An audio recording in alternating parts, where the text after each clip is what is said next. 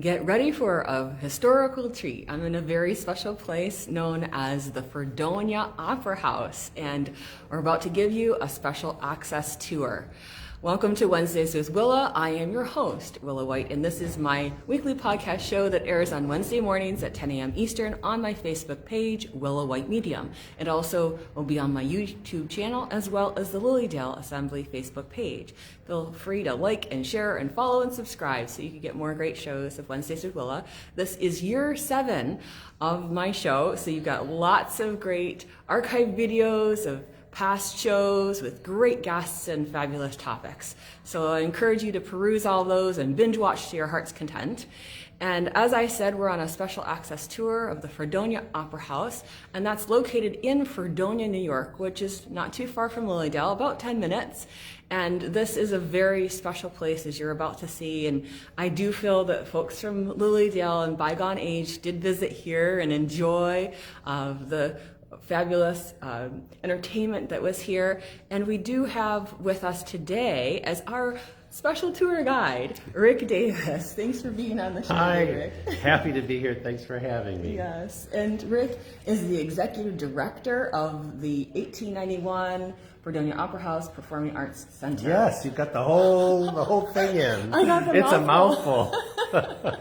And so, just to kind of give them a sense of things, you host all kinds of shows here. We do. We have roughly 120 performance events every year. And they include movies. We have an independent film series, live performances in music and theater and dance.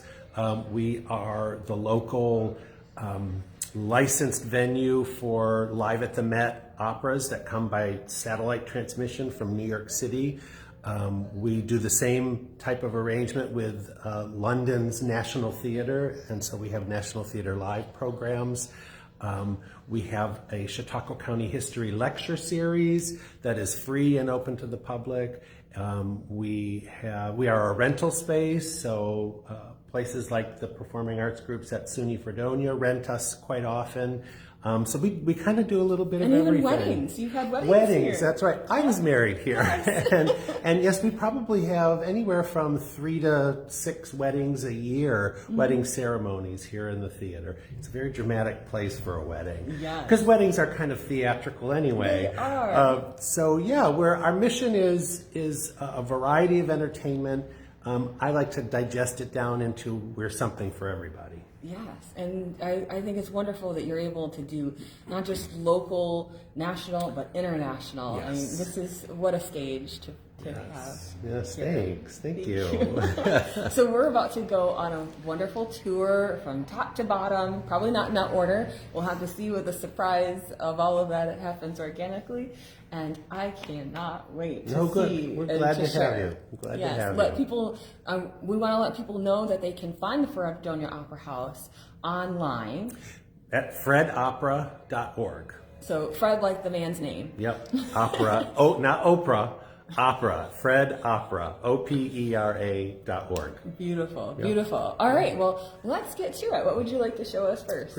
Well, we're actually here in the lobby outside the Opera House. The Opera House is located in the village of Fredonia's Village Hall. So we're half municipal building with the mayor's office and the trustee's office and village clerk, and the rest of the building is the Fredonia Opera House. So we always kind of start out here on our tours so people get a sense of the building as a whole. It's a 132-year-old building right on the corner of Barker Commons in downtown Fredonia. Very busy building. Today happens to be court day, so the village court is on our 3rd floor. And there's been a lot of people in and out all morning here for court.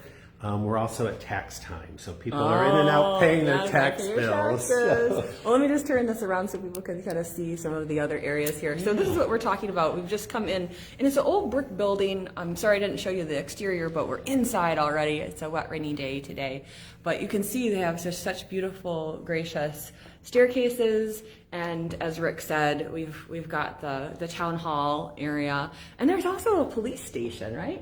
Yes, the oh police yes, station. The police station is actually right underneath the Opera House, so it makes for some interesting noises periodically. There we go. The Phantom of the Opera is the police station. Yeah, right.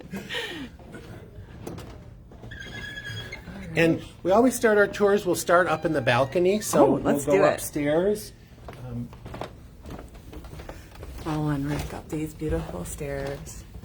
And again, this opera house was built in 1891, right?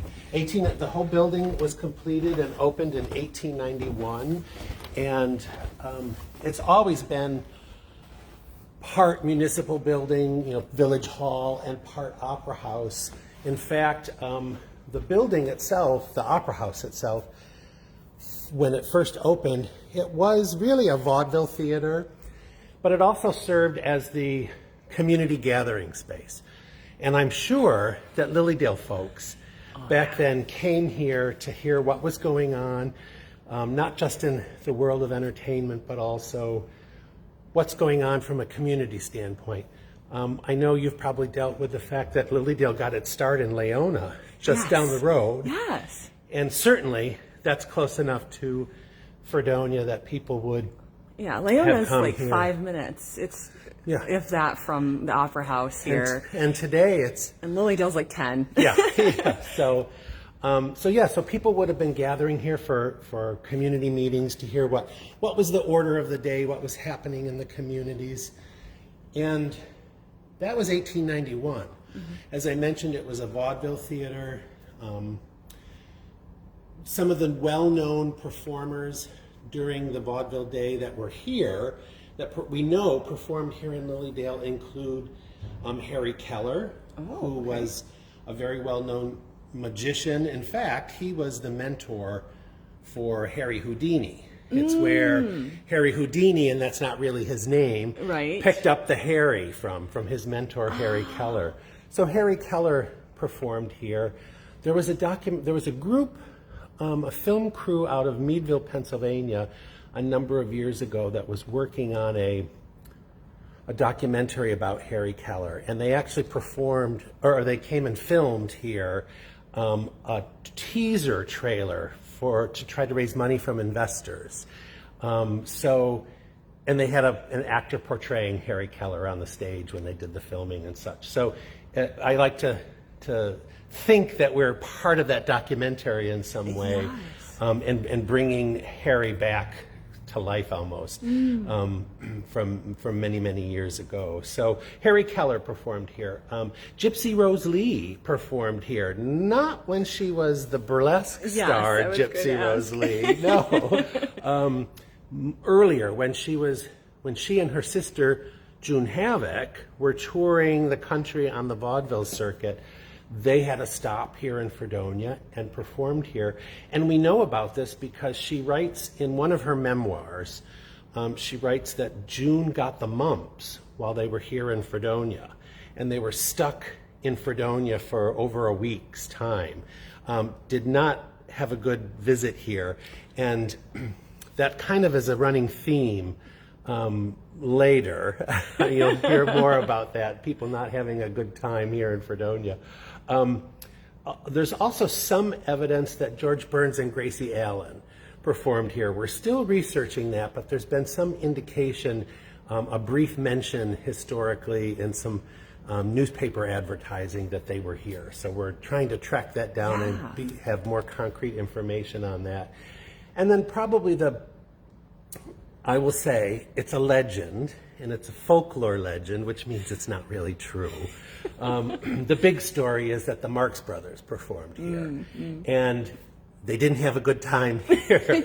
They were booed off the stage, and people threw tomatoes at them, and tomatoes in here? No, can you imagine? No tomatoes allowed in here. And to get back at Fredonia, when they were making their movie Duck Soup, they called the corrupt, bankrupt nation in Duck Soup Fredonia with an extra E. And so that's the legend, that it all comes back to getting back at Fredonians for being received so poorly. It's not true. It's just a legend. I'm Funny. sure every city or village in the nation that's named Fredonia tells that same story, that they're the reason.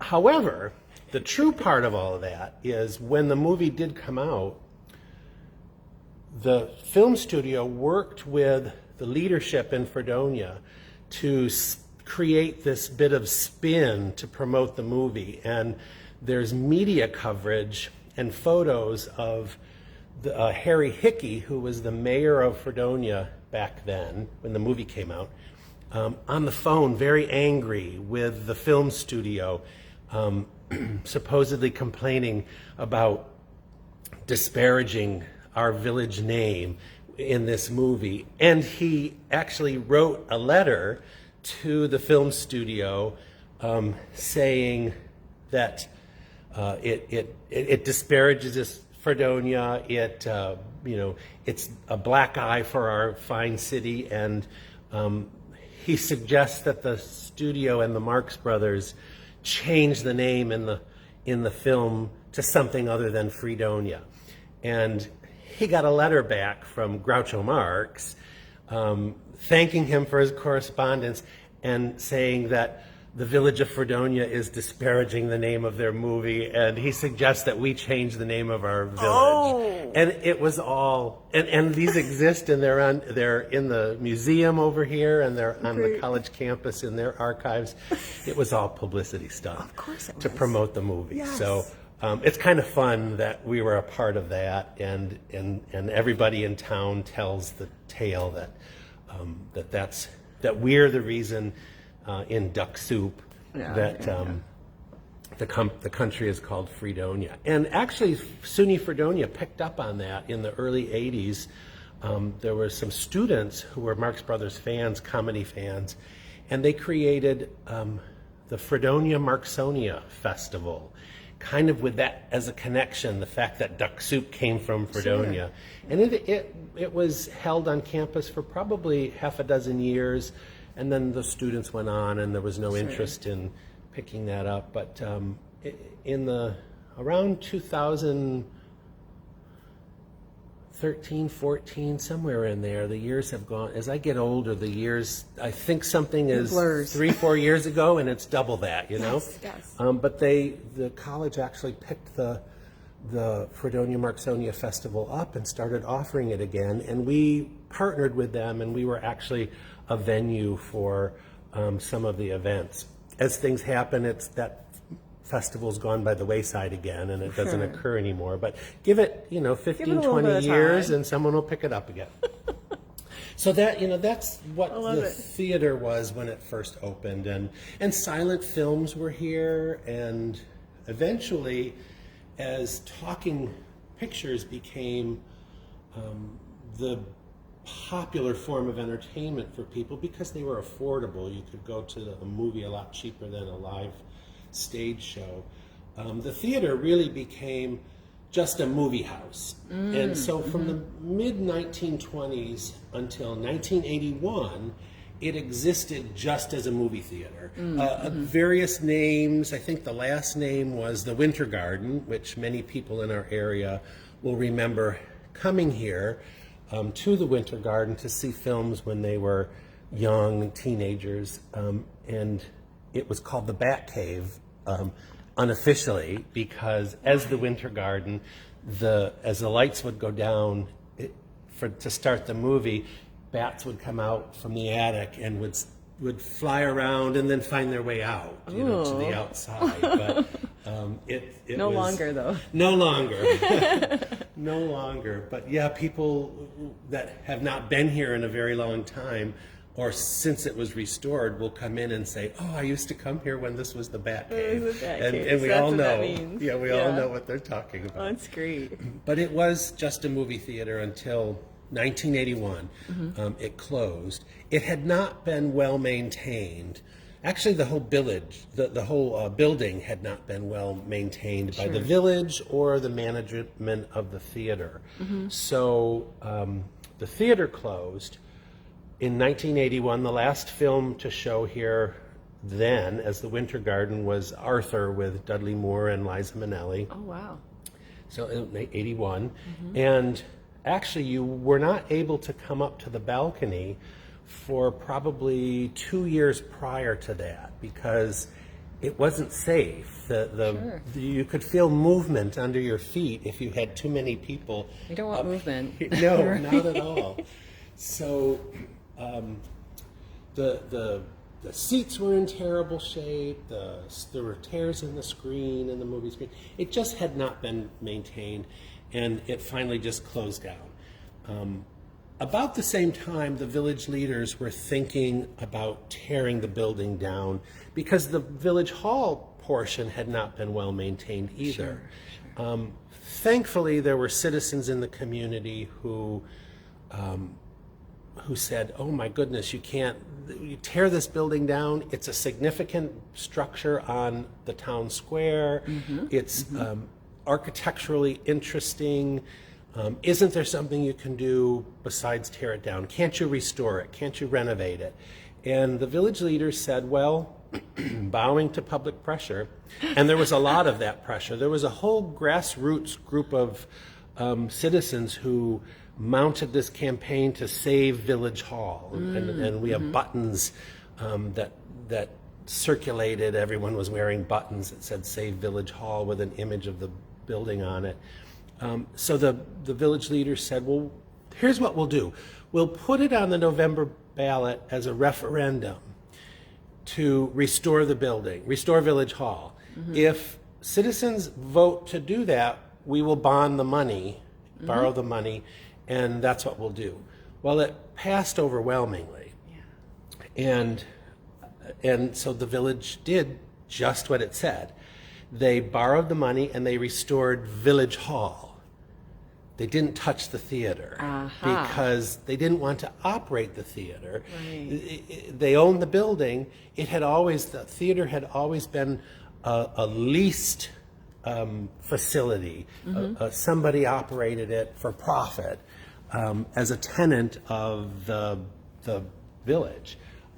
So when citizens discovered, oh, you only are going to restore Village Hall, you're not going to touch the theater, they kind of came together and formalized their grassroots structure and became the Fredonia Preservation Society with the sole purpose of raising the money and then working to restore the theater. Right. It ultimately took 9 years. It started in 1985 and concluded in 1994. They raised $1.2 million.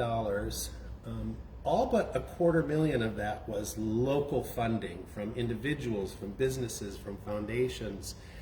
There was a $250,000 grant from New York State, and that seems like a lot of money, but it's not a lot of money when you talk about restoring an entire something old venue and something that's old. So in terms of the restoration, I know when I've been here in the past, there have been some locals that are very, very proud of being part of that restoration project. I've sat here for wonderful movies, and they just are so happy with having been part of that. And they'll explain to me, do you see this? Do you see that? And they'll talk about those things. Would you mind sharing that with some of the folks today as we go around here? Sure. And that's how we were able to do it for $1.2 million because of locals. It was volunteer. Yeah. If it could be done by volunteers, it was done by volunteers. Obviously, things like electricity and plumbing and anything engineering that needed to have you got to have a professional on professionals. Bonded professionals. That's what we did. They used those professionals. But if it could be done by volunteers did it. So they replastered, they painted, they refinished floors. One of my favorite stories about the volunteerism effort has to do with the seats. If you look at the seats in the balcony, 2/3 of them are fully upholstered, but some have wooden backs and upholstered seat bottoms. And downstairs, they're all the wooden back style. But one gentleman reupholstered all of the seats in the theater. Wow. There are 444 of them, and we have probably a couple dozen parts, component parts, backs and bottoms in storage. And it took him 3 years to do that. He did it in his garage. He would take 20 seats at a time and reupholster them and bring those back and take 20 more. And that was his entire contribution to the restoration effort. A huge contribution. Yes. But that's what he did. There was a couple who are still involved today, and they were very involved in all aspects. But one of their big projects was to paint the tin proscenium that surrounds the stage and much of the ceiling. And they did it over the course of a winter when there was no electricity in here and no heat. So they had to work during the day by the light that was coming in through the windows. And because there was no heat, it was kind of chilly in here. And they said that they constantly had to be aware of the paint. And Oh, right. the If paint, it's too cold for the paint. yes. Oh. And they had to keep thinning the paint because if it was too cold, it would get thick, and it was like painting with butter. And they talked, Chilled butter. chilled, yes. And you know what that does to your bread. Yeah, that's right. That's right. So it's like the Sistine Chapel. Did they have scaffolds up They here? had scaffolding, and they said that at the very top they sat on, you know, those lawn or those beach chairs that don't have very much of a leg because Oh, you yeah. can sit on them in the Yeah, the water. little- yeah. Well, they sat on the top of the scaffolding on those beach chairs, and that's how they were able to paint and increasingly paint over their head. And they talked about, they felt like Michelangelo in the Sistine Chapel, Yeah. you know, painting over their heads. And if they had thinned the paint too much, you know, it would run down their arms and such. But they had... So they had gold on arms. They had golden arms. And there are actually, I think there's 4 colors in the proscenium arch. There are 6 in the ceiling. Many of them, a couple of them are just like tonal differences of another color so that it brings out detail.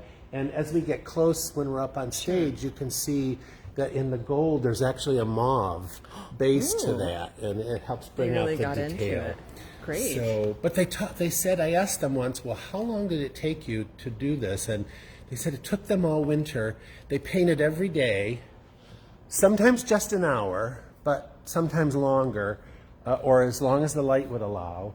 And they said for every hour that they actually spent painting, they probably spent 2 hours putting up or taking down or moving the scaffolding. Right. So that was the bigger task. And I love hearing stories about that. So it was very much a volunteer effort. People always ask about the chandelier. Sure. If it's original, is it close to original? It's not original. It was designed along with the rest of the lights in the theater during the restoration. It was a custom design for the Opera House. And when the theater first opened in 1891, it wasn't electrified. So this was a gaslit venue, and the chandelier was designed to kind of pay tribute to that gasolier that was here originally, with the round globes on the top going back to what would have probably been used. And also the wall sconces, exactly, right? yep. Yeah. And we don't really know what the original chandelier looked like. There are no photos, and it was not here for very long. But we know it was from written description that it was multi-level and quite ornate and large.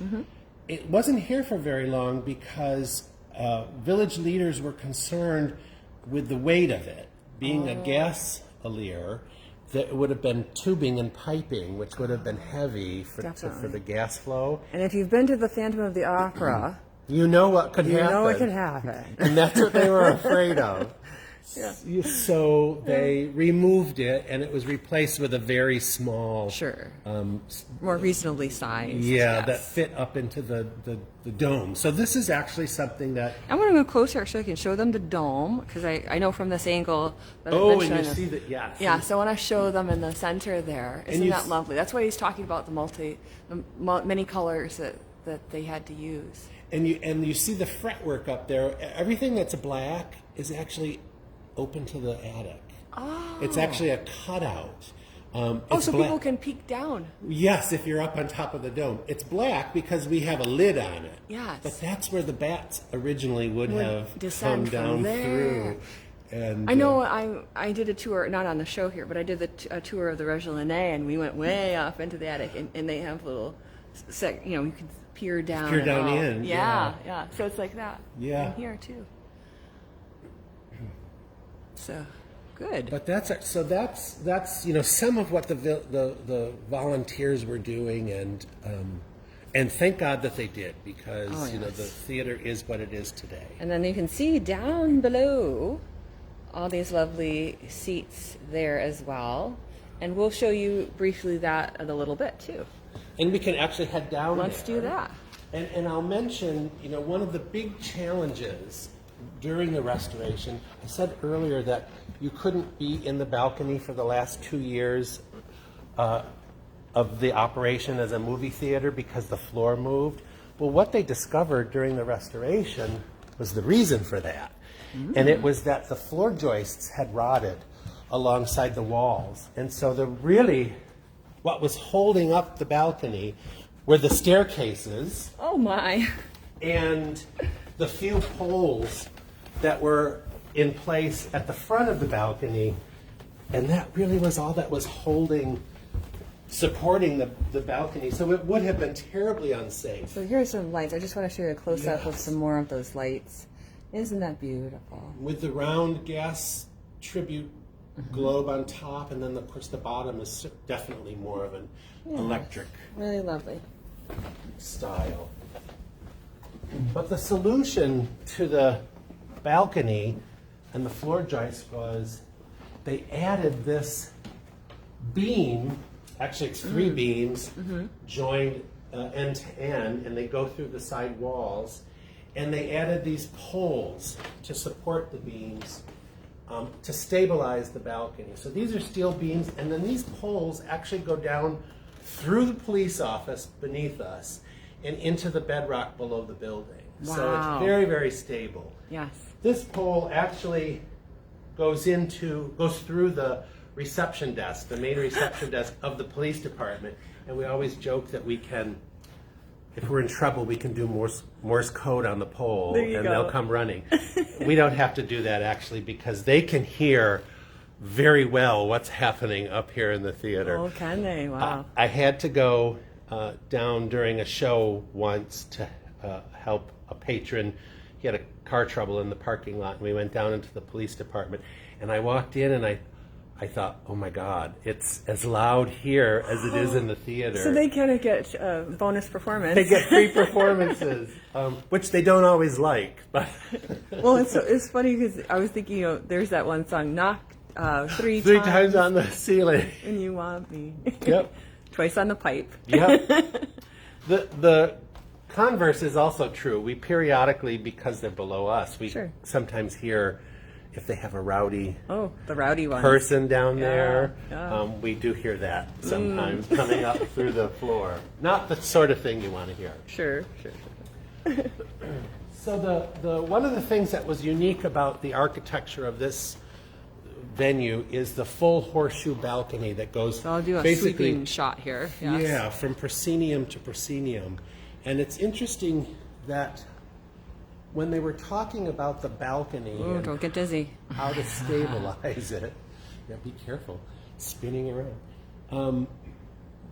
Some of the architects and engineers were suggesting shortening the balcony to cutting it off basically to line up with these middle pilasters on the wall. And that would have, of course, eliminated one of the most unique features about this, which was that full horseshoe. So they were charged to keep thinking and coming up with other solutions. A hard no. And that's when the beams solution came about, which, as I said, required adding a few more poles.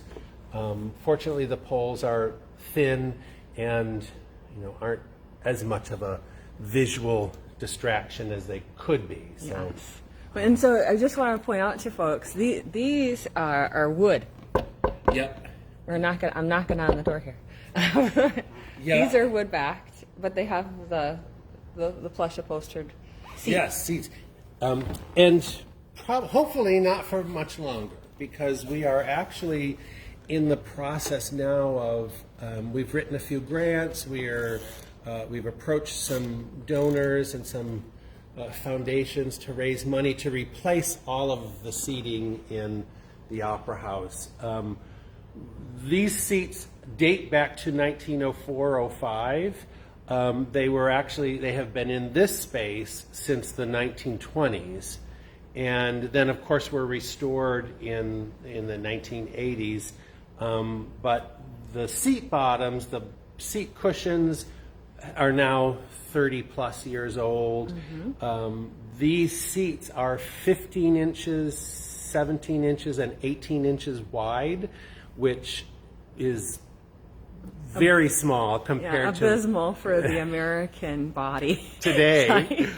I find it fascinating that they actually were women in particular that in the 1800s wore those big voluminous gowns. How would they fit? Well, they didn't eat. They didn't eat. They didn't eat, and they had corsets on too. And beauty was painful then, so I guess it was accepted. But it's really the only complaint that we hear about the Opera House is the uncomfortableness of the seating. And you're trying to do something about it, but you need the financials for that. So, certainly if people are very interested in wanting to support this historic building and the refurbishment and renovation, especially of the seats, please feel free to make a donation. You can contact Rick Davis. Absolutely. Our executive director. At the Opera House. You look us up online. You can make a donation. You can contact our box office at 679-1891 for 1891 Fredonia Opera House. And so 716 area code for that. Yep. Folks here out of That's right. You have to out of town, but still love helping history happen.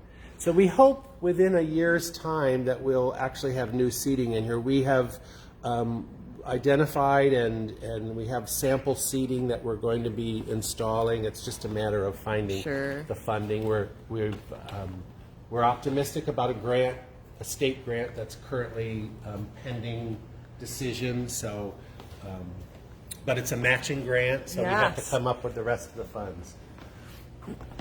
I should mention the brass rail that is that's in front of the orchestra pit. When this was operating as a movie theater, I said we have 444 seats. At the time it was a movie theater, the orchestra pit had been covered, so it was level with the rest of the floor, and the rail had been removed so that more seating could be put in closer. There were 560 seats in here, almost 100 more than there are now at the time of the restoration. And this rail was discovered in the attic, although it was nearly thrown out because it was black from tarnish, and it was in pieces. And the volunteers who were cleaning out the attic thought that it was cast iron. It was so black, until they picked it up and realized it's much lighter than it would be for cast iron. Because it's brass. It's brass, and hollow brass, actually. Hollow brass. And they saved it, fortunately, and were able to and it probably has lots of fingerprints on it right I like now. to knock on things, guys. It was discovered to be the original brass, and all of the brass here in the theater that you see all around the top. There's a lot of brass in through here. It's all original to the theater. What a beautiful thing that was saved and not all like bruised and battered up too. Exactly. Over time and just shoved away. Or discarded or sold for scrap. Do people still use the orchestra pit for any performances, or is it pretty much just a historic? We do use it, not terribly often. We have. It depends on the performance. It's not a terribly large orchestra pit. It's quite shallow in that sense. And so it doesn't hold many instruments, but we have done things like silent films with live accompaniment, and we'll put the musicians in the pit and have the film up on the screen. The college rents us periodically. One of the annual rentals is the Student Opera Theater Association. They rent rent us for a week and a half. Oh, I just noticed this. This is gorgeous. Look how this fan's out here. Peacock fan. Look right there underneath. And if you are familiar with our logo at all, there's this quarter fan that's part of our logo, and that's actually what inspired that. Yeah. So what do you call these spaces? These little tucked away places on the These are dress boxes, and a dress box. What does that actually in 1891 seats would have been here and sold. They're terrible seats. Yeah, they just want to be seen. That's exactly what it is. The well-to-do would buy the seats in here to be seen by everybody else, but you can literally only see about 2/3 of the stage from here. Yeah. A lot of times they would come and sit here, and then they would come back to another performance of the same thing and sit elsewhere in the theater. So they could actually enjoy it. Yeah. But I know I've seen people here. They've done speaking from this area. Yep. On the right hand side, you have it set up for a podium, so people can speak there while things are happening. Yes, we use it, and that's the setup for our lecture series, actually. So we're able to project any presentation on the screen, and if they're standing there speaking, they can easily see the screen and make sure they're talking about what's on the screen, and not have to turn physically around to look at what's behind them. Sure. And people could still see them from there. And the dress boxes get used for weddings a lot. If there are readings and someone has to come from the audience for the reading, they'll use that. Or for musicians. When the college rents us, they often put their orchestra in the pit. And sometimes it's large, so large that it doesn't all fit there. So they'll into the use dress the boxes. dress boxes. I remember one of the locals, as I said, that I sat next to in the movie, said that there's a special box here too. Yes, and that's why we want to go in this side. It's very difficult to see. Let me see if it's going to show up. There's a little bit of a blur sometimes on this. Okay.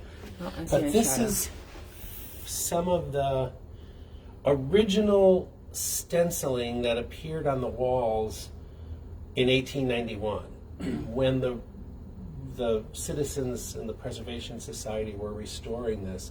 As they removed levels of paint, they uncovered in some places the original stenciling from 1891, and they wanted to preserve it. It's obviously very faded. It has been painted over so many times, but it gives you a sense of what the design style was at that time. Beautiful. I should mention too that under the tin ceiling is not original in the theater. Oh, right, in the theater. It's actually was installed in the 20s.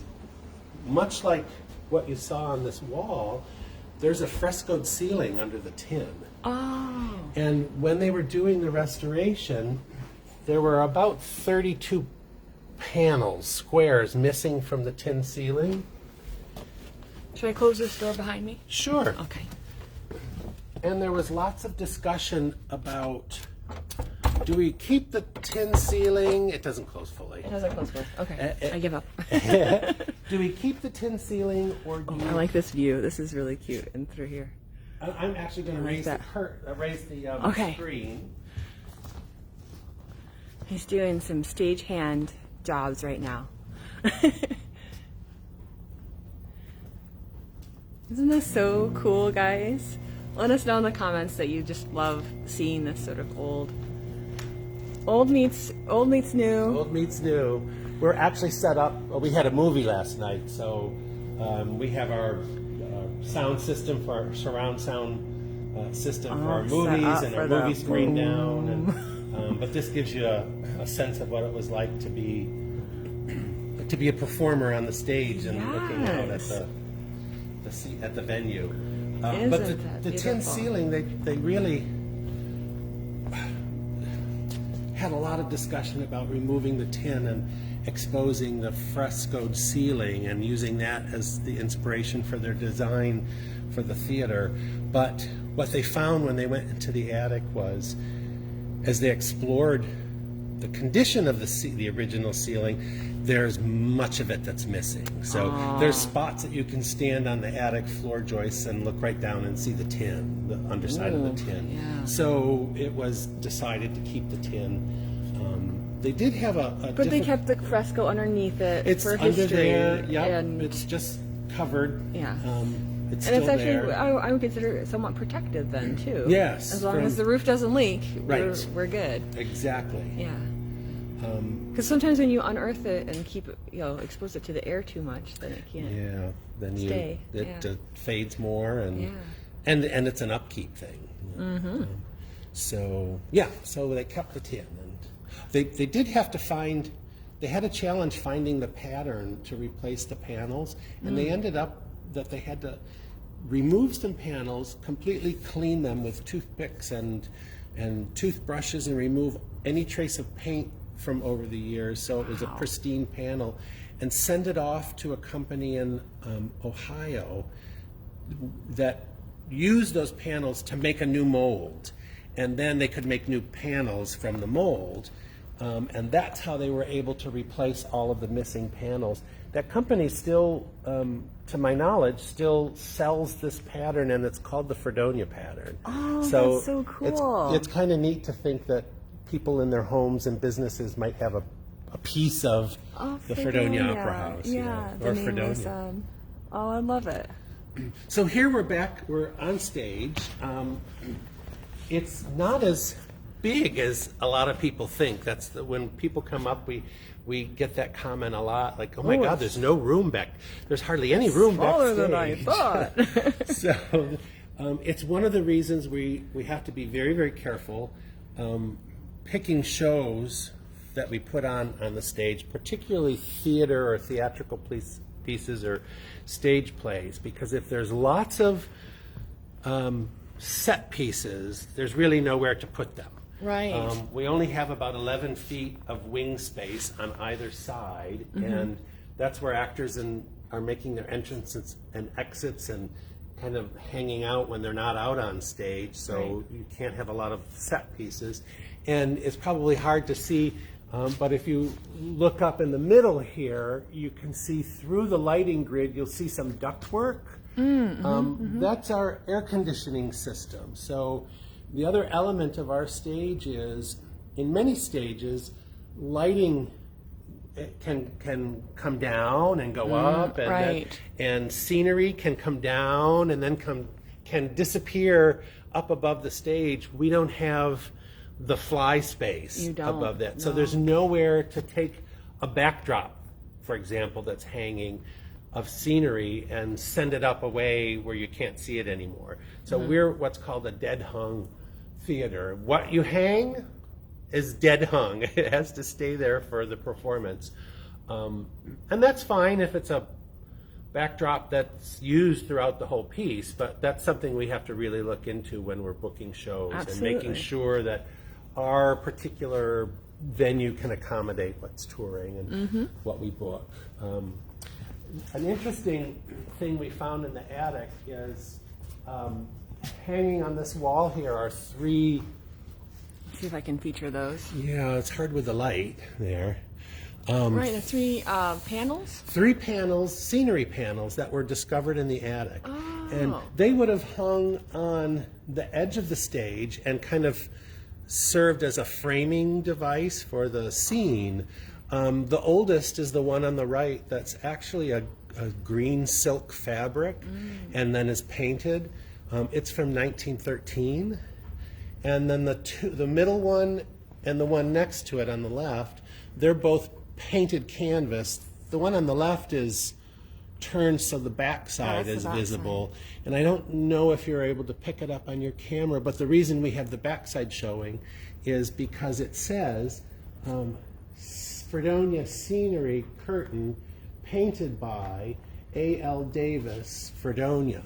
And when we do tours, we talk about how scenery painters were really artists in their day, and it was an art form, and it was an art form that they were proud of, and they would sign, like they sign their art, they would sign the back of the scenery piece. They stopped doing, and A.L. Davis is no relation, don't know who he is, it's coincidence, but hats off to him. They stopped doing that when theater managers discovered that they could save money by reusing and painting over the canvases. So you may paint something today and then you wouldn't know 6 months from now what was on there. And how many layers of other... So they stopped. They said, well, I don't want my name on the back of it if it's not something I didn't do. True. So that's kind of interesting. But It these is. are from the they were used here in this theater, and we found them in the attic. And they're very, very tall. You can't even see the tops of them, which is why they're on display there. Yeah, I think that's a really beautiful thing that Yeah. to keep that history. Yeah, we definitely wanted them displayed, and that seemed to be the best solution. But Lovely. so our stage, and it's some people ask us, why don't you do more dance? And we do. We actually in December we're rented by local dance studios for their annual holiday recitals. A lot. Our entire month of December is almost that.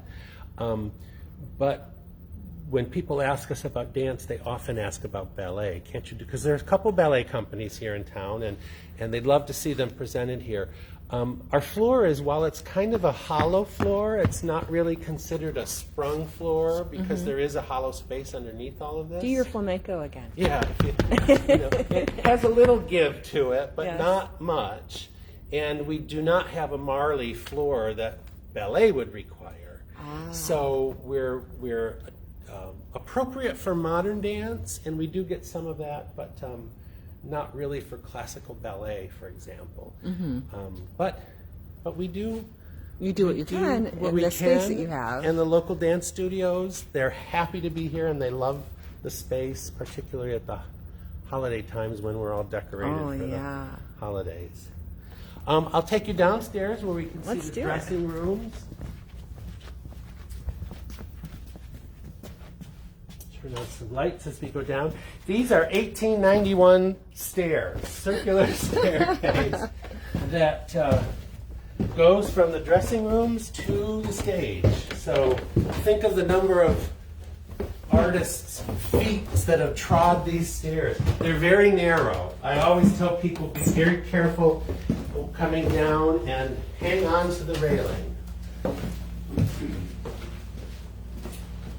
So we're now basically under the stage, which is why I said that there's hollow space underneath the floor, and Yeah. it does have some give to it.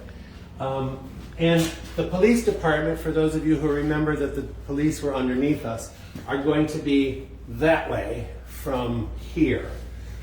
In fact, the space that we're in right now, at the time of the restoration, was not part of the theater.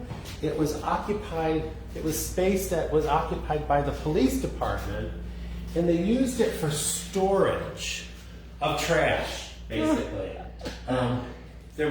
This was all one big open space with dirt floor, and there were piles of old tires from the police cruisers.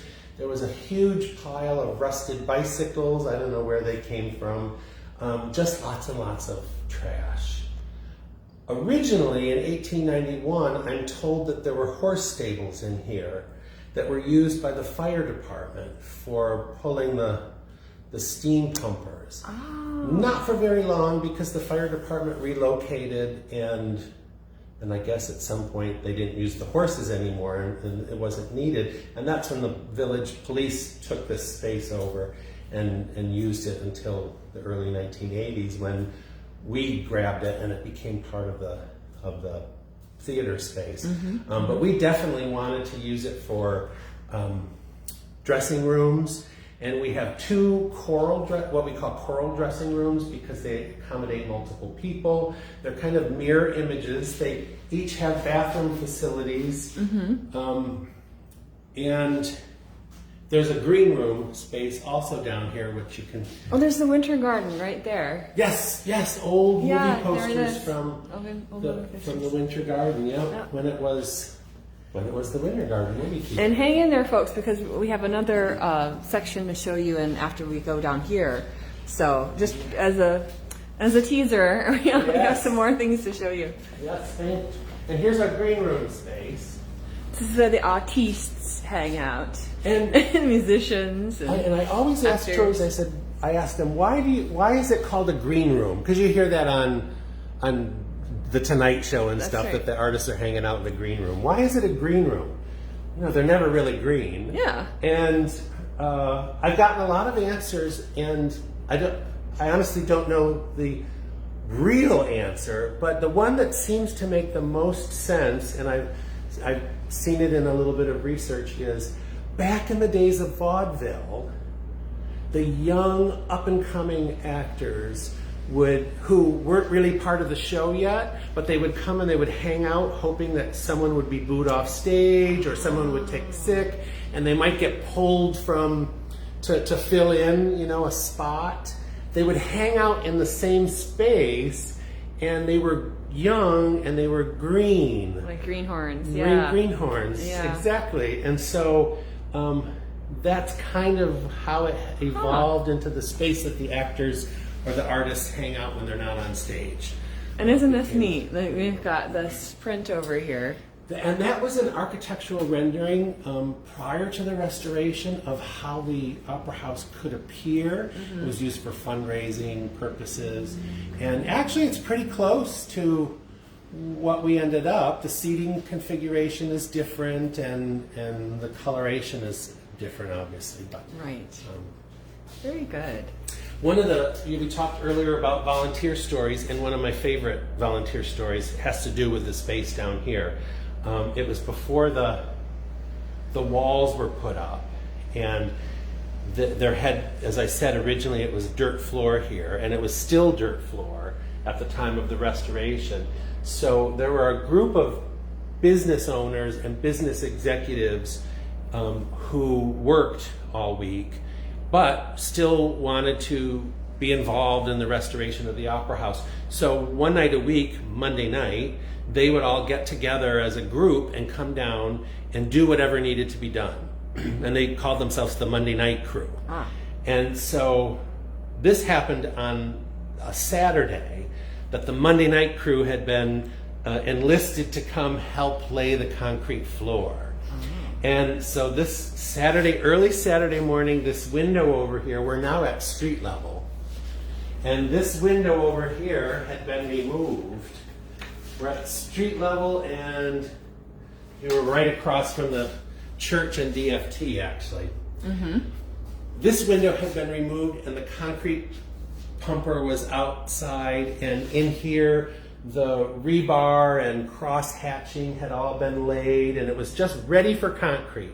And you had the Monday Night Crew guys in hip boots and with long-handled trowels, and they're all at the ready. And the concrete chute is coming through this space, and one of them turned to the other and looked and said, "Has anyone done this before?" And of course, they all laughed because none of them had. Too late, here comes the concrete. So it was true volunteerism that they didn't know how to do what they were doing, but they were gung-ho about it, and they actually did a really, really fine job. The concrete floor has held.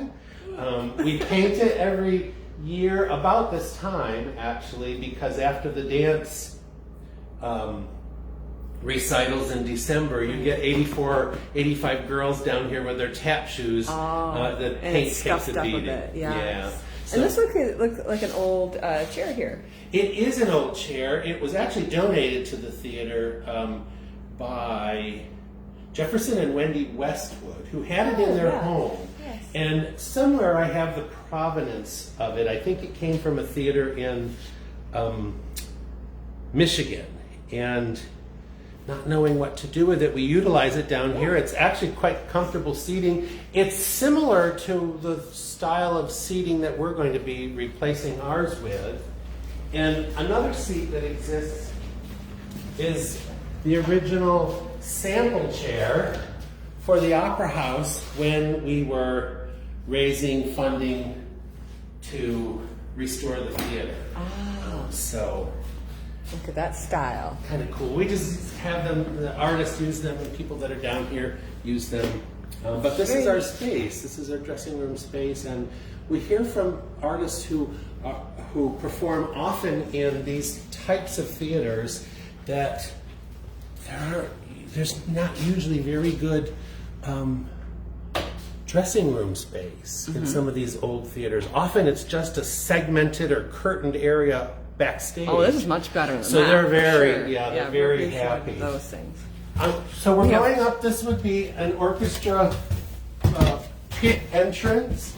Watch your head here. Yeah. And watch your head coming out.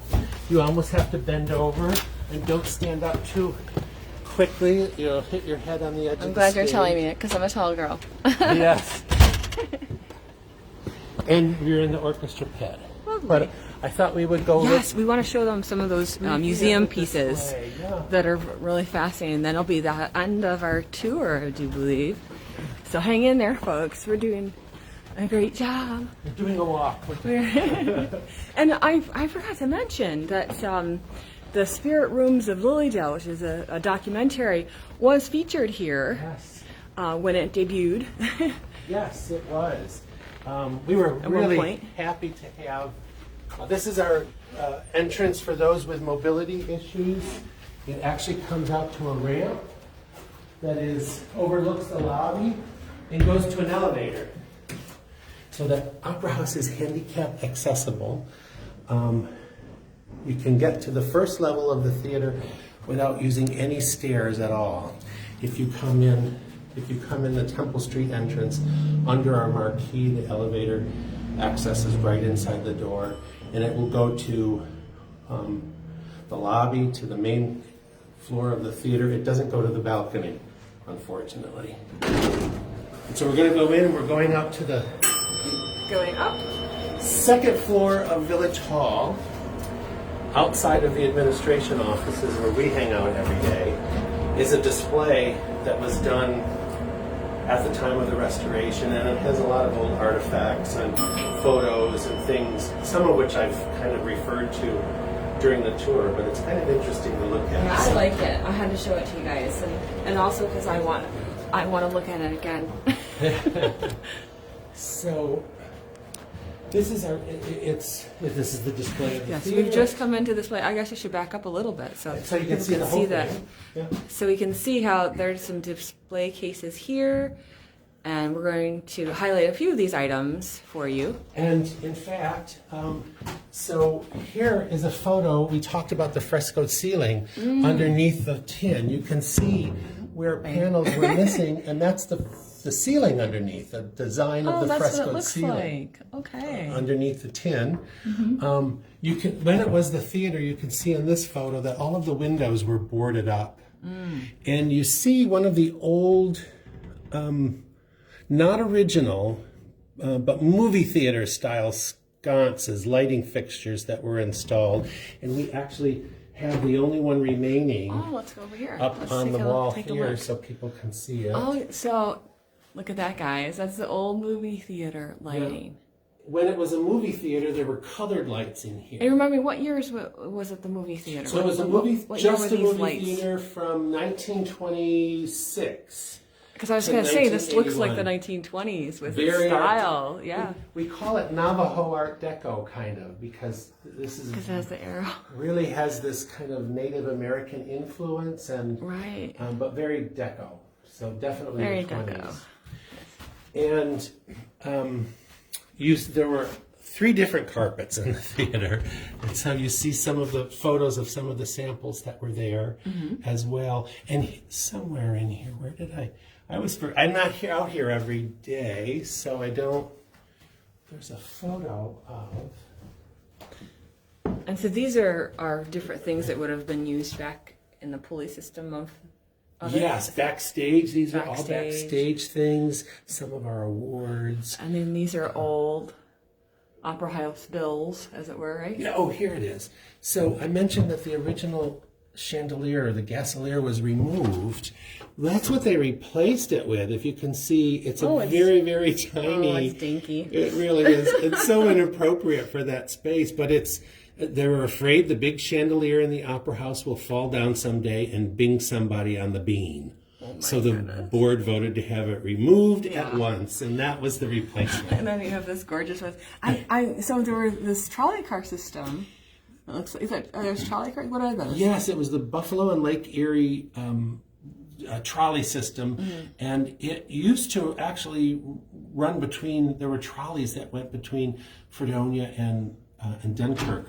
Okay. There were 2 vaudeville theaters in Dunkirk, actually, that later became movie theaters downtown. You know what I was thinking about? How did the folks in Lilydale, for example, get up to Fredonia? And back then they had the train stations, and there were train stations at Lilydale, and it could go up to the Fredonia train station, which is the building is still there, I guess, and that it's a warehouse used by someone currently. Yes. But it's just south of Route 20. Yes. Is where, do you know where that was? I have been told where that is. If you ask me now to point it out, I can't tell you. Right.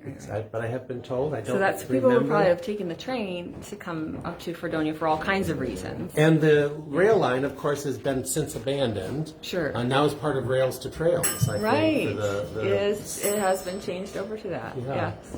So, and then the others is, stuff from, again, a lot of this is the... Look at the model, guys. movie This is the theater. model of the stage. This is what the outside looks like, in case anybody wants to know. And when you're in Barker Commons, the town square, you can see this beautiful brick building. And one of the panels that I talked about that had to be created, I'm sorry, it was in Texas. I said Ohio. They were in Houston, Texas. I got to remember that. I always say Ohio. And one of the original chairs. See, the chairs that are in there are way better than that. Well, exactly. Let's be honest. Exactly. This is what the Victorian people were been sitting on. Ouch. Yes.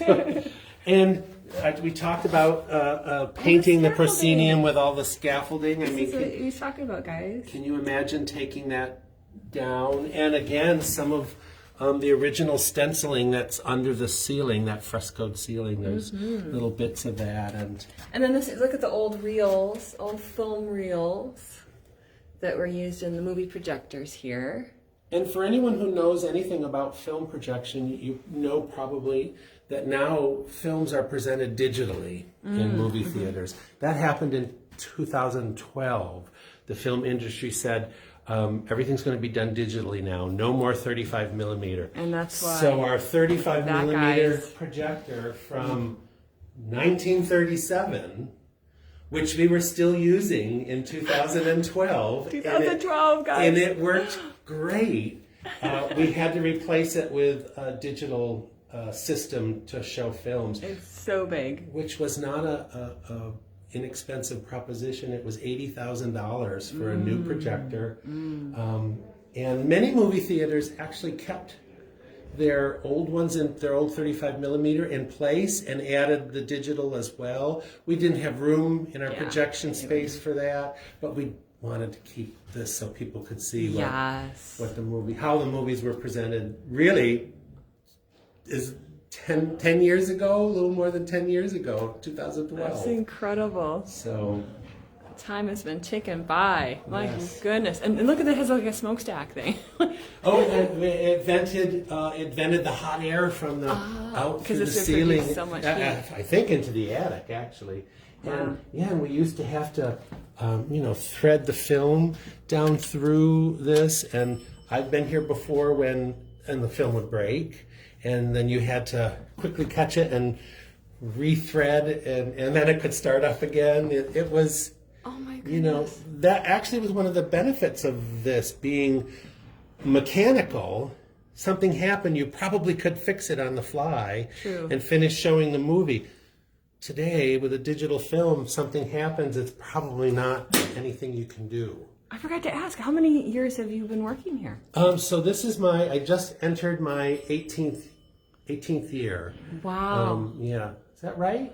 Yeah, 18th Congratulations. year. Thank awesome. you. Yeah, so We're so glad that you're here to help things along and to head things up so that you can maintain the history, but also the great programming that you do here at the Fredonia Opera House. Thank you. It's not like a job. It's they say if you enjoy your work, it's not a job. That's right. And I really, that's kind of the way I am. I enjoy it very much, and it's great to be here. So I appreciate you coming today and seeing what we're all about and exploring behind the scenes. Yes, we had such a great time on a special access tour of the Fredonia Opera House.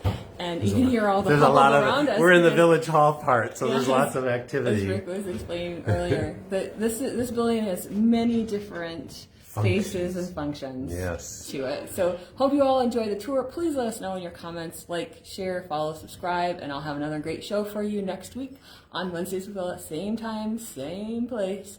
And thank you again, Rick. Oh, this thank was you so really much. beautiful and very special. It's great to work with a neighbor here. Absolutely. So, thanks so much. Rick loves Lily Dale and lives there too. Yeah. All right. Bye-bye. Great. Thank you.